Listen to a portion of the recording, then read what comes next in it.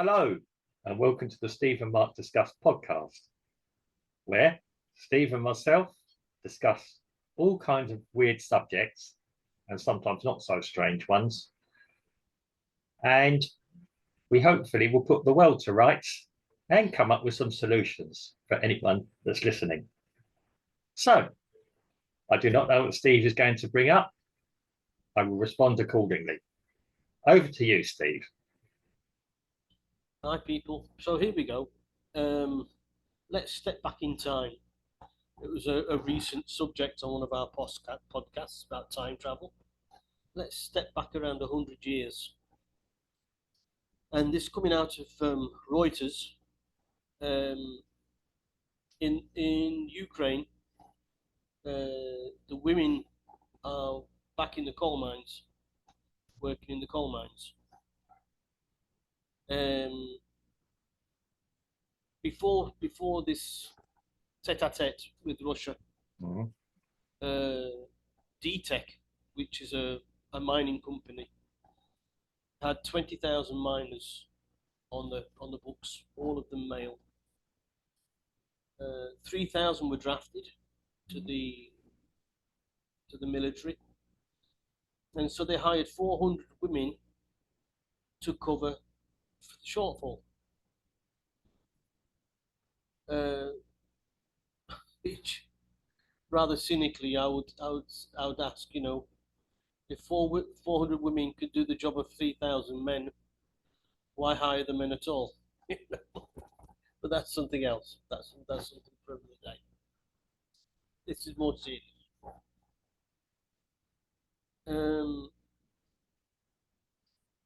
What I found surprising is that it was Soviet legislation that banned women from doing dangerous jobs like mining. And it was Zelensky in 2022 who repealed that act. And in the Pavlorod mine, women do almost the same job as men. Obviously, they can't haul and carry as much as the men. However, they do almost everything else. Since the conflict between Ukraine and Russia, more than 10% of the population has left Ukraine. Mainly women and children, has to be said. The men have been prohibited for leaving Ukraine because they wanted to. Ukraine wants to conscript them into the military. However, many men are hiding in plain sight in Ukraine, so they don't have to go to the military. They don't want to go. 103,000 troops have been killed since June in the conflict. And the interesting thing is that Ukraine does not offer casualty numbers. They don't. Who offers the numbers of the Russians? So they say, right, we've wiped that out. They've had about 200 men, so let's do a tally. And since the conflict began, probably 200,000 Ukrainian soldiers have met their demise. That's not to mention the wounded.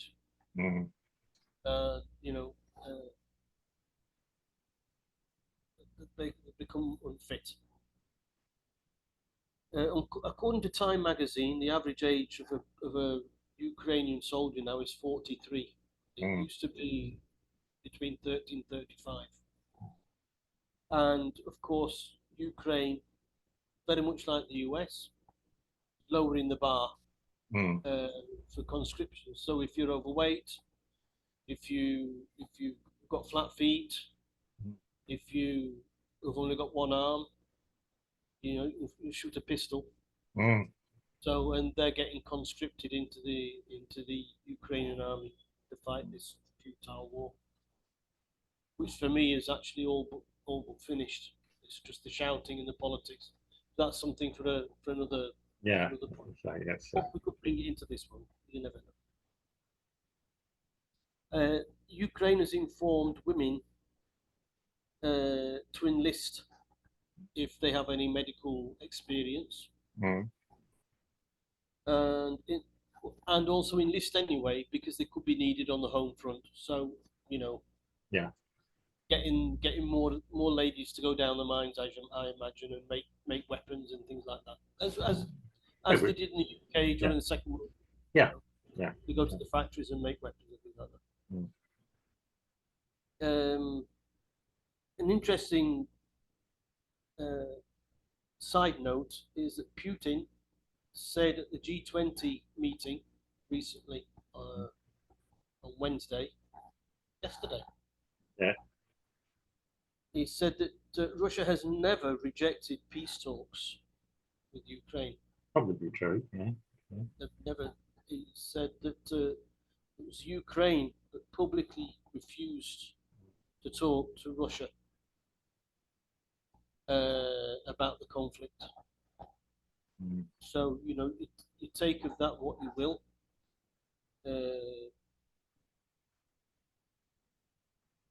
It's difficult to know which side of the fence Reuters is on. It seems to change from one side to the other. Um, I'm only saying what Reuters said. yeah. And and Time is just a statistic. Time magazine statistic, and as we all know, statistics never lie. Much. Yeah. Over to you. Right. Okay. Well, with regards to Reuters, I do read them. I find them quite balanced, actually. Yeah. One day they're going to have particular. They have a series of reporters who report from their own angle, and maybe they balance it overall. So, who am I to say? I don't read enough of it, or haven't seen any analysis. Reuters are a respected news agency, even used by some of the more centre right organisations in the US. So occasionally you see it. So yeah, okay. Everything's open to interpretation. Time magazine, yeah, okay, that's what it is as well. They're info. At best, Time magazine is an infotainment magazine still. Yeah. Yeah. It is as we said before in previous podcasts, it's difficult to know what's going on. I could well believe, that the table's always been there as far as Putin is concerned, for terms of a peace deal.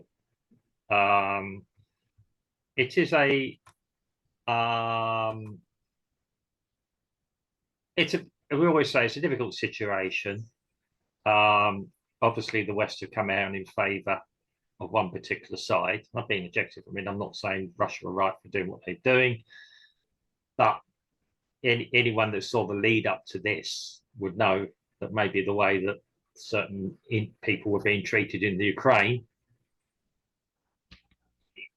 would probably have gone that way, and that's just not people in the Donbass region. It was people who lived in the west of Ukraine as well, who are consider themselves Russian as well. So we're not going to, Ukraine is not united overall, but yeah, I mean, it could be argued they're putting up a stiff fight, but yes, the desperation is there. And that's probably why the West are now going, as we said a few weeks ago, you're a bad investment. I don't think there's a stomach even with Russia to carry on the conflict. I don't. I mean, when you're sort of seeing things, I mean, Putin looks very strained in recent pictures I've seen of him. But he's an old man now. I mean, who knows? He might be unwell. What happens next? As in any conflict, what happens next if it does finish? Ukraine has gone. Ukraine wasn't on a hyper situation to begin with. I think, Mark, to be quite honest, that if it was to finish, Yeah. Zelensky's gone. That's for sure. Well, yeah. I mean, Without doubt. That's without doubt. I've seen little snippets of news reports of Putin saying, the table's always there. Mm. Table's always there. It looks like he's sort of getting out of this, the big man. Yeah. Well, yeah, he's big man. Yeah. But just lost my train of thought now.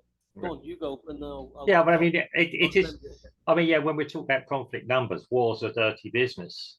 We're seeing that elsewhere in the world at the moment. If not, I believe there's actually another 18 other conflicts going on around the world at the moment, bar the two we know about, something like that.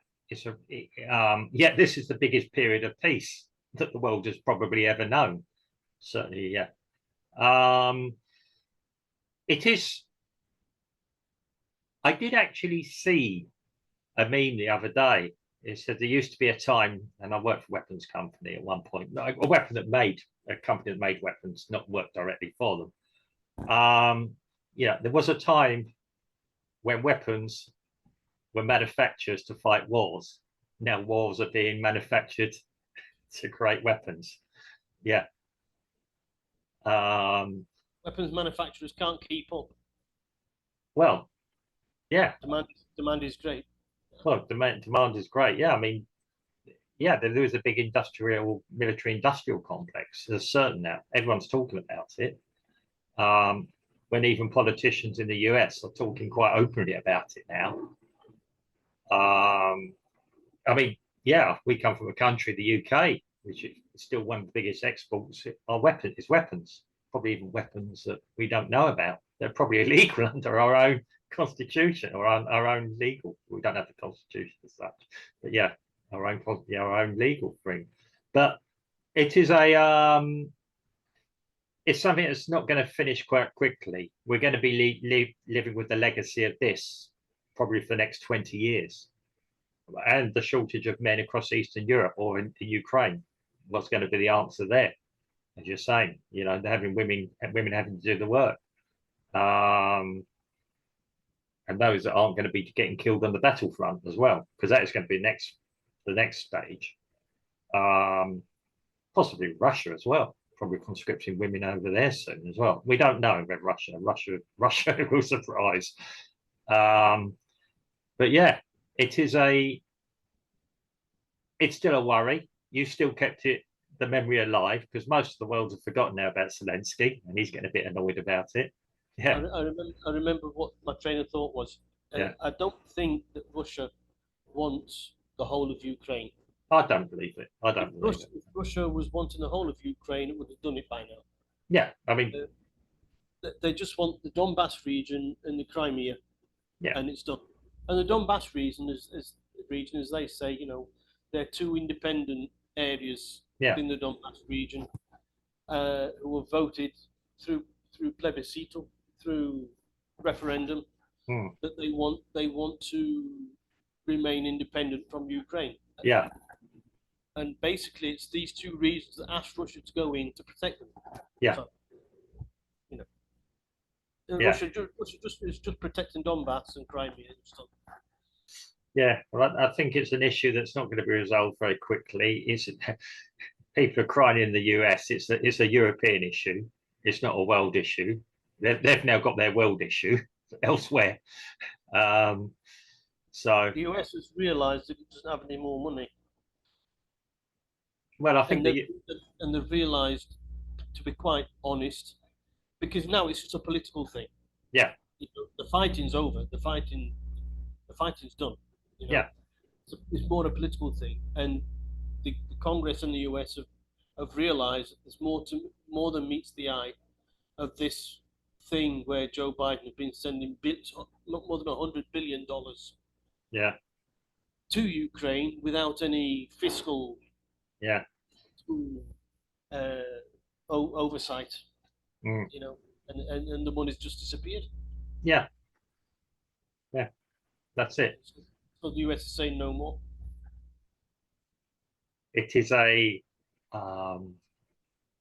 there's a money pit. Yeah, I'm sad to say that people are still dying. As a certain former president says, he just wants people to stop dying there at the moment, however it gets resolved. But I don't know how this person that said it could end it in 24 hours.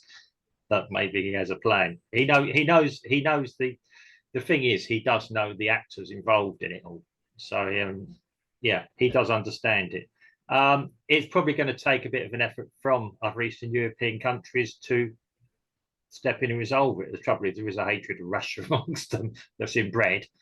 But it's and I'll be quite honest now, the structure of everything across Europe is changing somewhat because the EU is probably losing influence now with different things that are beginning to happen. I think you know what I'm referring to here. The EU are running out of money as well, if not weapons. If you wanted to describe how to mismanage and create a complete mess of something, I think we've got it here. They call Europe the first world, or the old world. It's pretty much lost its way a bit as well. A bit like your train of thought just now. Yeah, it's getting old, and the train of thought's going a bit. Oh, hold on, not so fast.